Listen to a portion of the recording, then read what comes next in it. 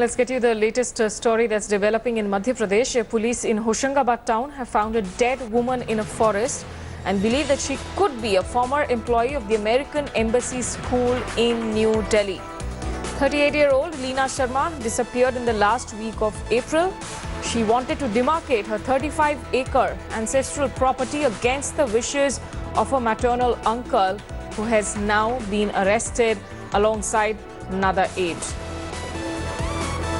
तंसीम Haider is joining us with more details. तंसीम, ये बताएं कि क्या पुष्टि हो गई है ये लीना ही है और किस हालात में पाए गए हैं ये लाश? जी, ये होशंगाबाद के एक जंगल में डूडा हेड़ा जगह पड़ती है, एक जंगल पड़ता है, वहां पे एक डेड बॉडी इनकी मिली है। इनके जो घर वाले हैं, जो जिसपे इल्जाम है मामा पे, उसने ही उसकी शिनाख्त कराई है। उन्होंने वो जगह दिखाई जहां पे अपने साथियों के साथ इन लोगों ने कत्ल करके उसको जमीन में गाड़ दिया था। पुलिस ने ये डेड बॉडी निकाली है, रिकवर कर ली है, उसकी पहचान कर ली गई है और मामा उनके कुछ साथियों को पुलिस ने गिरफ्तार भी किया है।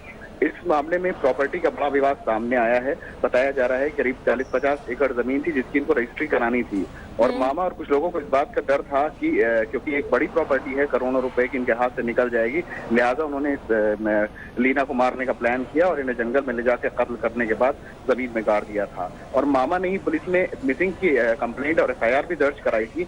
तो पुलिस को शक था कि कुछ न कुछ प्रॉपर्टी का विवाद है, क्योंकि 28 तारीख को दिल्ली से भोपाल गई थी लीना, दिल्ली के वसंत में रहती थी और उसके बाद अपने जो नेटिव प्लेस है वहां पे गई थी रजिस्ट्री कराने के लिए। तो पुलिस को कहीं ना कहीं इस बात का शक था कि रजिस्ट्री कराने आई है और प्रॉपर्टी का ही मसला है।